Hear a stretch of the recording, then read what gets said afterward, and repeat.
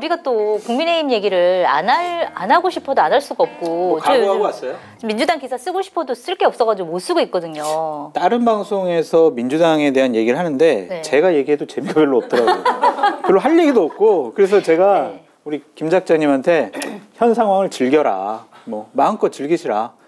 부럽다. 그 얘기만 했습니다. 또 민주당은 되게 낮은 자세로 이 현 상황을 즐기고 있는 것 낮은 같아요. 자세로 즐기면서 지지율도 낮아졌으면 좋겠다라는 게 저의 생각이에요. 그래요? 네. 아, 지지율이 그렇게 팍 오르진 않더라고요, 보니까. 안 올라요. 네. 그러니까 한계가 있는 거죠. 네. 어쨌든 맞죠? 지금 그럼요. 지금 뭐 민주당이 딱히 중도층을 더 설득해서 지지를 올릴 방법을 못 찾고 있는데 어떻게 오르겠습니까?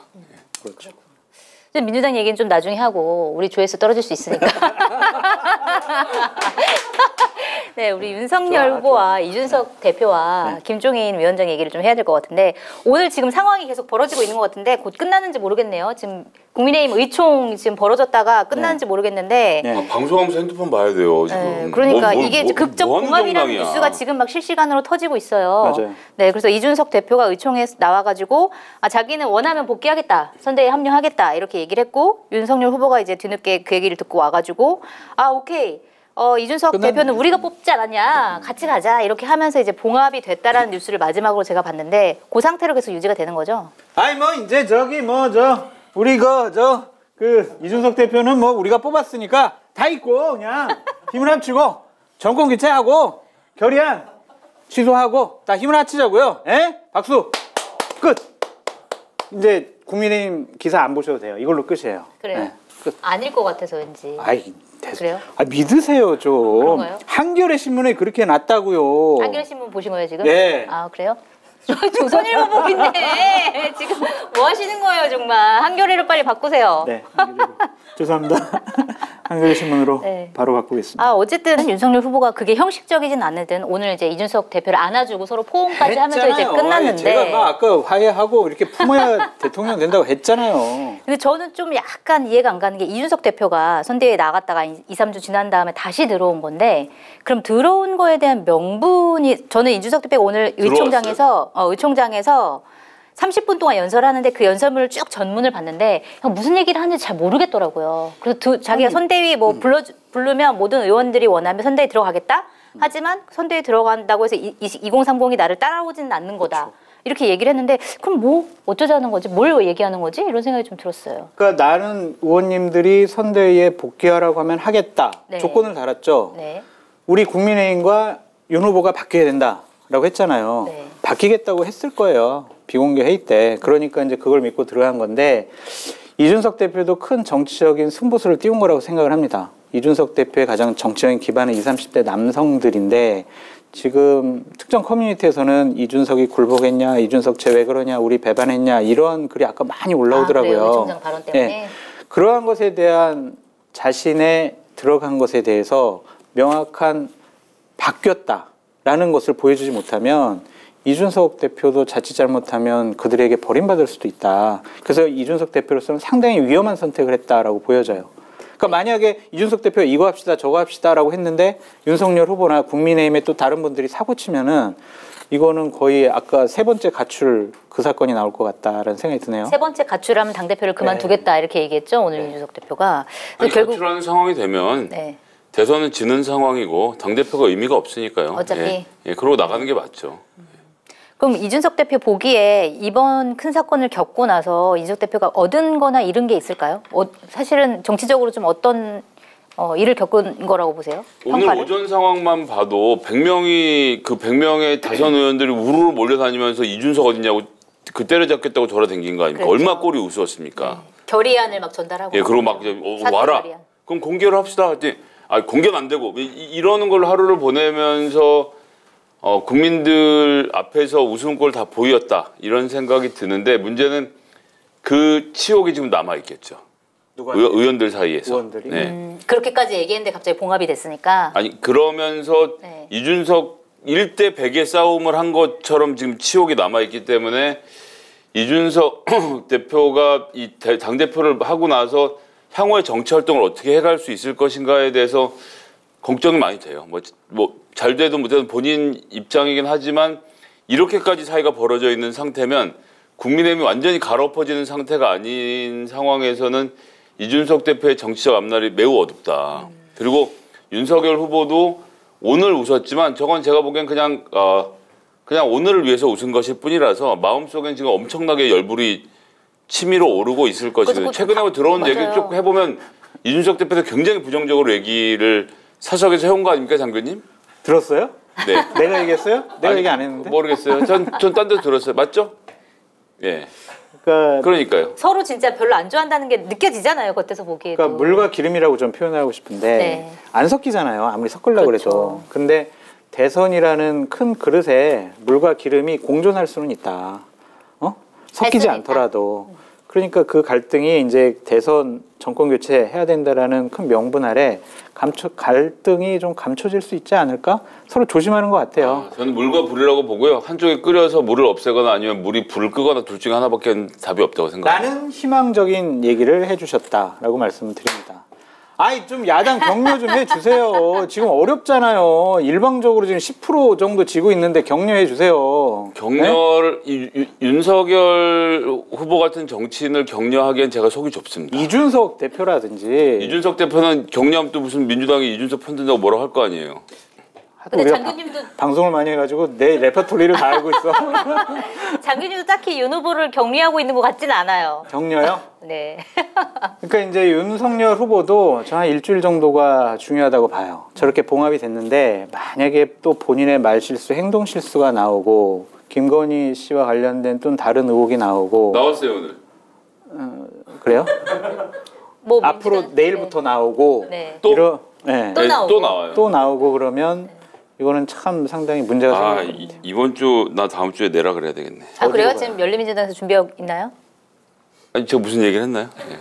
나오라고 폭로는 폭로할 때 보시죠. 알겠습니다. 기대하고 있을게요. 네. 근데 저는 궁금한 게 이준석 대표가 또 그 얘기를 했잖아요. 연수 문제를 내겠다. 그래서 뭐 인사하는 거, 그다음에 플랫폼 노동자 체험하는 거, 뭐 그다음에 뭐 하태경 의원 관련해가지고 뭐 어디 기용하는 거, 네 이걸 했는데 이 연수 문제가 무슨 의미가 있는 건지 솔직히 좀 잘 모르겠거든요. 그거 어떻게 봐야 돼요? 연수 문제라는 단어가 상당히 가볍다. 그러한 것이 좀 기분 나쁘다. 단어의 부적절성에 대해서는 본인도 아까 사과를 했습니다. 네. 불쾌했다면 죄송하다. 그랬더니 김종재 의원이 왜 불쾌했다고 막 이래가지고 또 너무 했다고 과했어 막 이러면서 네, 난리가 났었고 네.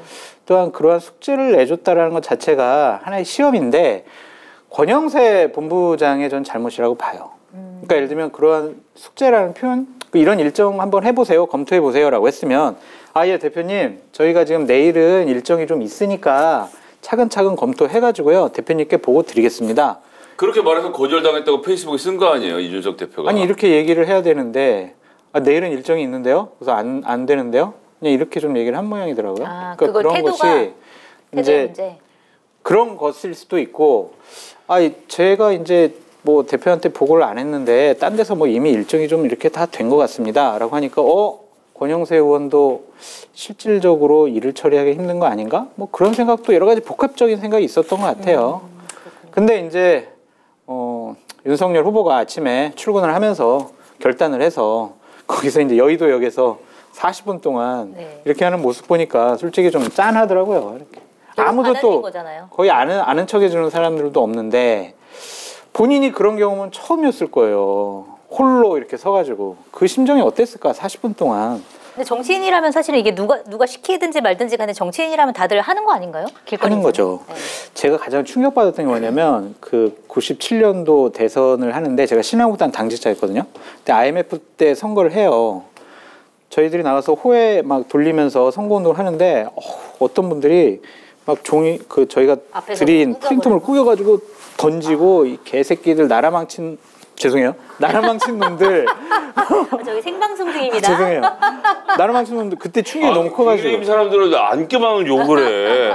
진짜 힘들어 방송 못 하겠네. 죄송합니다. 저의 불찰입니다. 얼마 전에 김경진 의원도 그러더니 어제 한 거 아니에요 어제? 그저께요. 예. 그래가지고 월요일에 그때 되게 충격을 받았었거든요. 아마 윤석열 후보도 오늘 많이 느꼈을 거예요. 왜냐하면 자기에게 보여주는 눈빛이 옛날에 그 눈빛이 아니었을 거야. 그렇겠죠. 시민들이 막 이런 경멸하는 눈빛도 있었을 거고 쳐다보기 싫다는 눈빛도 있었을 텐데 그거 좀 많이 느꼈으면 좋겠다라는 생각이 듭니다. 그 이준석 대표의 연습 문제 그런 것도 그렇고 이준석 대표가 원하는 게 뭘까요? 어떻게 보세요? 이준석 대표하고 김종인 총괄은 원하는 게 같았습니다. 선거운동을 선대위에서 하자. 네. 너무 당연한데 안 해요. 그리고 오늘 아침에 인사는 저에겐 굉장히 충격적이었습니다. 왜요? 어떤 면에서? 권영세 본부장이 몰랐다는 거 아니에요?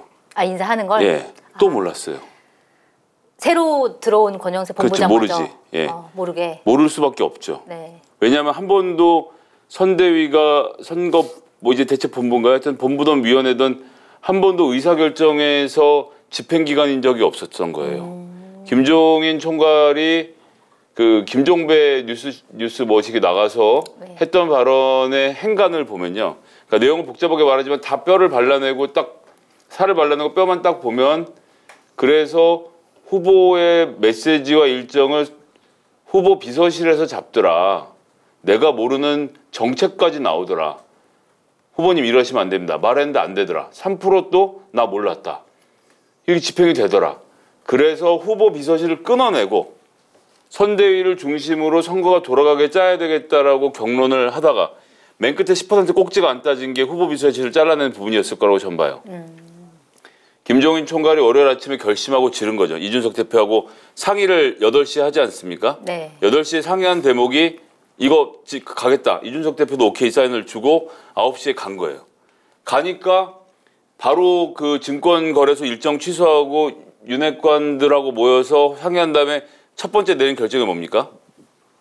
김종인에게 사표를 받은 거예요. 그러니까 우리 비서실 건드리지 마라고 한 것이고 네. 그러고 나서 권영세 본부장을 앉혀놓고도 또 아침 일정을 뭐 오다 갑자기 야 여의도 가서 인사 한번 할까? 그랬을 리가 있습니까?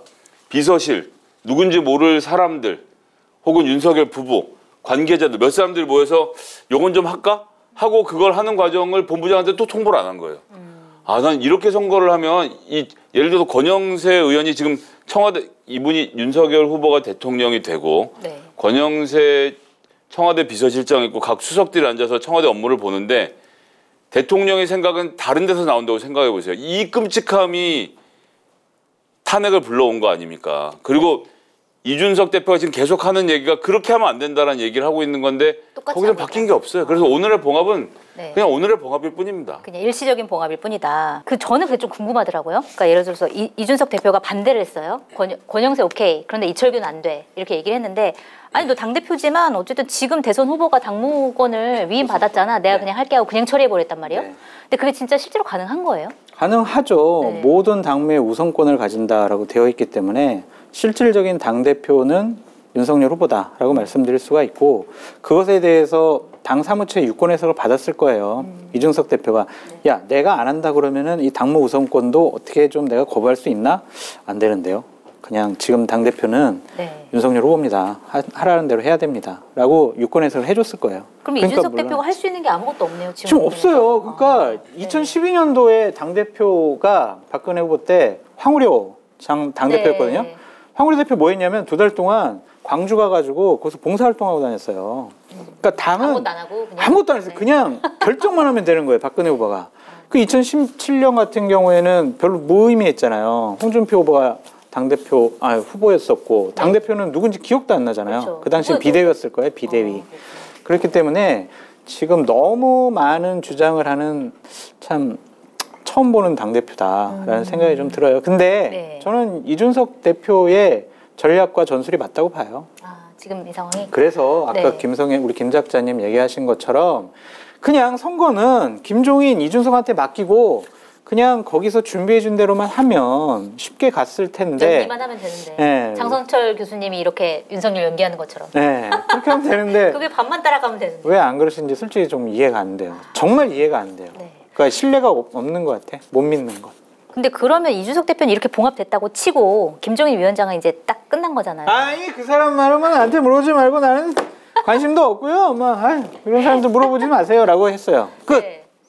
그분 계속 그러고 다닐 것 같은데. 근데 그분은 그럼 어떻게 되는 거예요? 그러니까 그분이 뒤에서 계속 얘기를 하실 것 같던데 분위기를 보니까. 할 텐데 네. 결국에는 또 윤석열 후보가 그 좋은 게 이번에 이준석 대표를 품은 것처럼 또 김정일 위원장한테 가서 좀 잘 좀 또 도와달라고 하지 않을까요? 그래야 선거 이기죠. 네. 근데 그렇게 했을 때 김종인 위원장이 좀 도와줄까요? 아니죠. 안 도와줬으면 좋겠어요. 최근의 흐름을 보면 김종인 총괄이 이준석 대표하고도 사이가 멀어졌습니다. 맞아요. 좀 저도 그게 관계가 좀 냄새가 궁금하더라고요. 있어요. 아니 뭐 세게 의도적으로 얘기했잖아요, 멀어진 중간에. 거예요. 의도적으로 멀어진 것이고 김종인 총괄 아직 퇴장 아닙니다. 아 퇴장 아니다. 퇴장 아니고 네. 그리는 그림이 따로 있어요. 예, 나도 이만큼 컸어 뭐 이런 건가? 아직은 나올 때는 아니지만 저는 다만 잠시 잠복해 있는 상태이고 새로운 그림을 들고 나올 거라고 생각합니다. 그럼 우리 김종인 위원장한테 이 발음이 안 돼. 산삼진 구구를 드리고 힘을 네. 좀 내달라고 얘기를 해야 되겠네요. 그 힘 근데 그건 제가 해야 돼요. 아, 그래요? 산산진 구구를 들고 김종인 위원장님 힘내십시오 하는 건 네. 제가 해야 됩니다. 아, 알겠습니다. 왜냐면 기자님 중립을 지키셔야 되기 때문에 알겠어요. 이 김종인 위원장이 힘내는 것은 윤석열 후보에게 유리하지 않은 그림입니다. 이제부터 김종인 위원장이 힘내는 것은 윤석열 후보에게 적대적으로 갈 수밖에 없고요.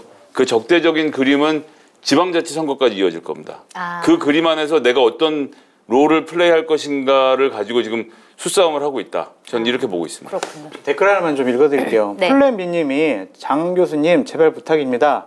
우파 진영 그만 까시고 찌뻘해주세요. 이렇게 하셨는데 저를 뭐라 하지 말고요. PD님하고 작가님을 좀 뭐라 해주세요. 아이템에 이재명 후보 아이템이 없어. 그냥 맨날 윤석열 후보 있어요, 아이템이야. 뒤에. 탈모 얘기하자고 재미없잖아요. 사람들이 좋아하는 얘기를 해야죠. 탈모 얘기 유권자가 너무 듣고 싶은 재밌었는데? 얘기를 해야지. 왜 본인 하고 싶은 얘기 하려고 그러세요? 죄송합니다. 집권여당 분 죄송합니다. 좀 저는 궁금한 게 이준석 대표의 미래예요. 그러니까 예를 들어서 윤석열 후보가 이긴다고 하더라도 혹은 진다고 하더라도 이준석 대표의 미래가 그렇게 밝아 보이지 않거든요. 밝아 보이지가 않아요. 네. 왜냐하면은 오늘 의총에서 거의 90% 넘는 분들이 의원들이 이준석 뭐 속칭 쫓아내자. 네, 사퇴 결의안을 아예 거기다가 이제 만들었죠. 찬성을 했거든요. 이준석 대표랑 같이 정치를 안 하려고 할 것 같아요. 그리고 이준석 대표에 대해서 국민의힘의 전통적인 당원들이 아, 저 사람은 우리를 파괴시키려고 하는 사람이야라고 낙인을 찍었더라고요. 그러니까 이준석이 우리한테 회초리를 대고 더 잘하라고 하는 게 아니라 몽둥이로 망하게 그냥 하는 막 사람이다. 때린다. 네. 그런 거고 지금 국민의힘의 당원분들이 이준석 대표 전화에다가 엄청 전화해가지고 사퇴라부터 시작해서 너무 온갖 욕설을 다 한다는 거예요. 그러니까 이준석을 좋아했던 2030 당원들은 어떤가요? 그분들 지키려고 하는 거죠. 네. 계속 지키려고 하는데 기본적으로 국민의힘 보수정당 계열에서 정치를 하려면 그 사람들의 마음을 사지 않고서는 한계가 많아요.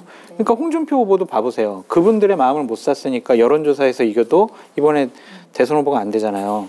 그래서 보수파 정당에서 정치를 한다는 것 자체가 자칫 잘못하면 유승민 길을 따라가지 않을까라는 생각이 들어요. 배신자 프레임. 네. 너는 그러니까 만약에 대선에서 지면 너 때문에 진 거야. 네가 그렇게 발목만 안 잡았어도 우리가 이길 수 있었잖아. 너 때문에 졌어. 넌 배신자야. 네. 라는 그 프레임에 갇힐 수도 있다. 그래서 되게 위험해 보인다라는 게 제 생각이에요. 어쨌든 대선에서 윤 후보가 지면 정계 개편이 일어날 텐데 그 정계 개편 과정에서 이준석 대표는 배제되거나 뭐 그렇게 될 가능성이 크겠네요. 그러면. 그렇죠. 뭔가 중요한 일을 하기에는 되게 힘들어 보인다. 근데 윤석열 후보가 이겼을 때 만약 이렇게 봉합을 해가지고 김성애 대변인은 뭐 사실은 이게 그냥 일시적인 봉합이라고 하지만 실제로 진짜 막 착착착착 해가지고 이겼다. 네. 윤석열 후보가 그러면 이준석 상대표직 유지. 그러면은 좀 약간 괜찮은 거 아닌가요? 유지해가지고 뭐 지방선거 이기고 계속 그러면은 자꾸 유지라는 단어가 나오지? 유지 아 이상해 나 진짜.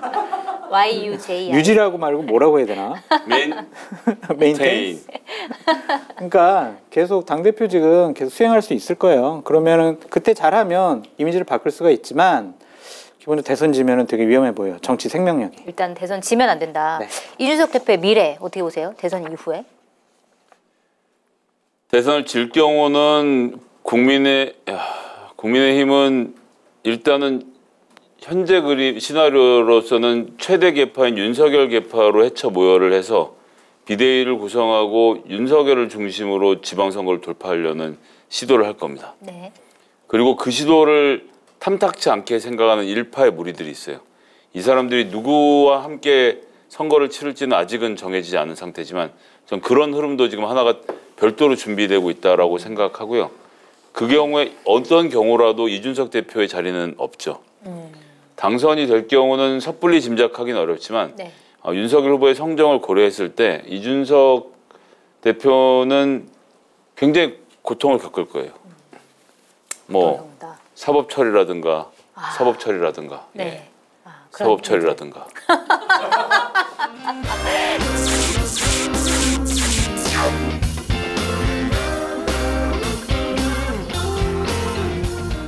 뭐라고요? 아니 요즘에 마켓타니에서 이용 안 하는 분도 있어요? 쇼핑몰계 차세대 리더 마켓타니 정치권의 정보통 저 장성철이 자부하겠습니다. 정말 강력하게 추천드립니다. 왜 추천을 하느냐? 덕분에 제 출연료가 인상됐기 때문입니다. 굉장히 만족스럽습니다. 믿고 사드셔도 될 것 같다. 전 그런 확신이 들었습니다. 한결의 자랑, 한결의 야심찬 프로젝트, 한결의 TV를 후원하는 가장 좋은 방법 마켓타니. 많이 성원해 주시고요. 주변에도 널리 알려주세요. 좀 도와주십시오.